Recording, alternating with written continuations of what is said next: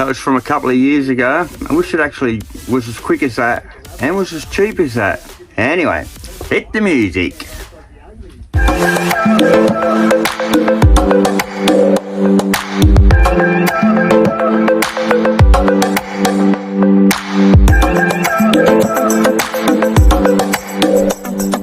G'day guys, how you going?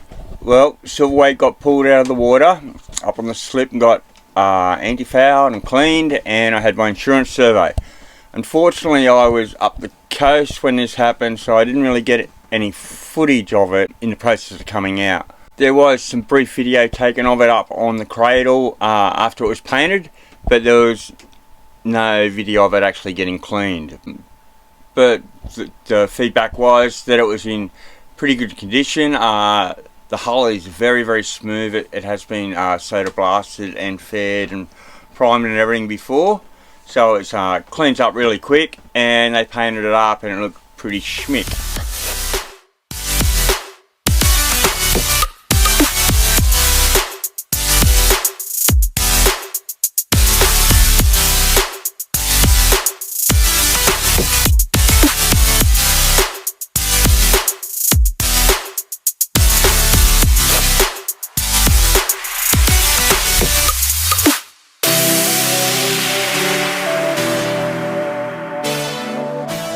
Well, as you can see, it's looking pretty good. Very, very smooth. And a great job done by Michael Bartley and his team at Phoebe Street Marina.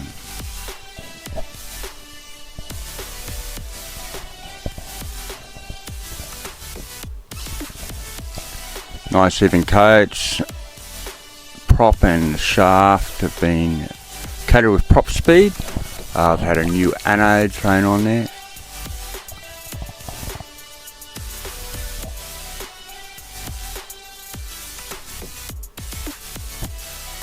Very shallow draft, as you can see, with that stubby little keel.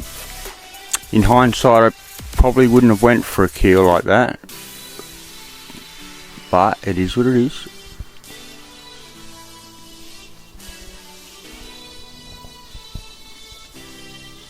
See the new anode there in the blue. There it is. Now I had a survey done for insurance purposes, and that all came back pretty good. I'll show you a few grabs from that. Everything was good condition. There was only 3 things that weren't. There was a tiny little crack in the boom up there, which I'll show you. That needs to be repaired. There was some gas lines from the gas bottle which need to be replaced. That's no problems. And there was another one that the girder at the rear of the keel has delaminated from the keel, which sounds pretty heavy to me, but after talking to the surveyor, it seems like it's going to be a pretty easy fix, and it is not a fore and aft problem, it's a side to side problem, so it's not from a grounding or anything like that. It's just fatigue and wear and tear, he reckons.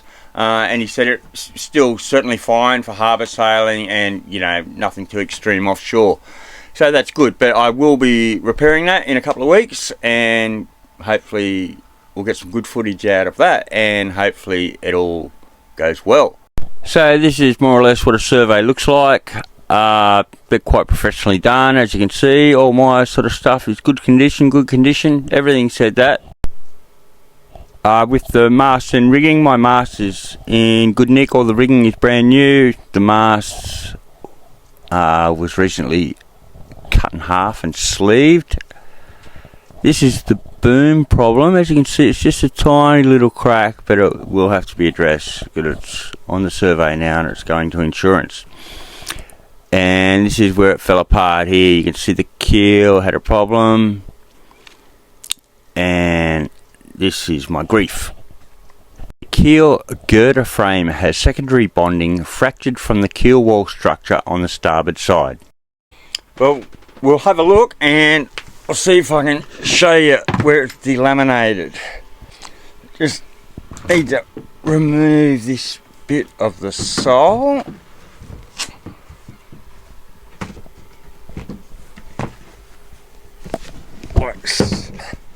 So now here is the keel.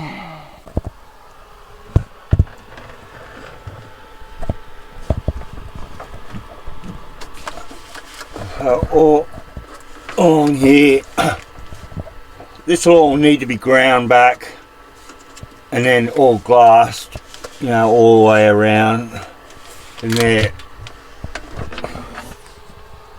Now I think that I can access the back of it, but I've got to take quite a bit of shit out, and I don't really want to do that until I'm sort of ready to do it.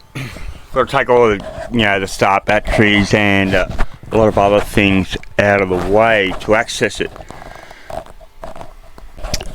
Not sure if you've seen what else is down here, but that down there is the through hole that feeds my salt water pump for the deck wash and the tap at the sink.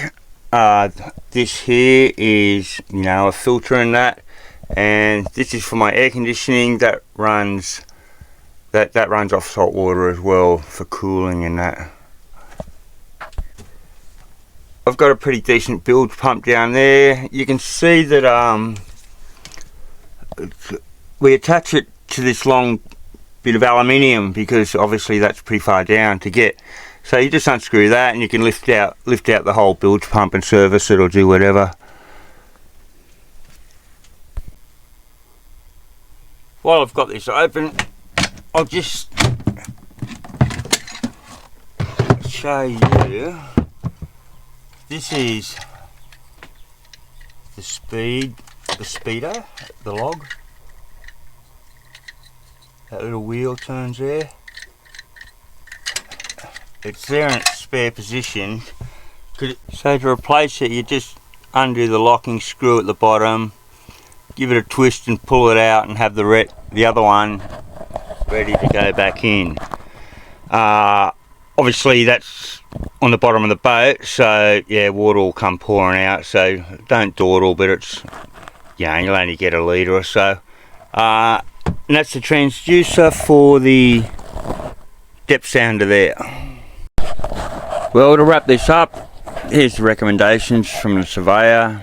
It says repair the damage at the vang, remove the fractured secondary bonding from the keel, and have the gas inspected or removed for insurance. Thanks for watching, guys. Like and subscribe. Please comment if you have any. Boats are like onions. See you later.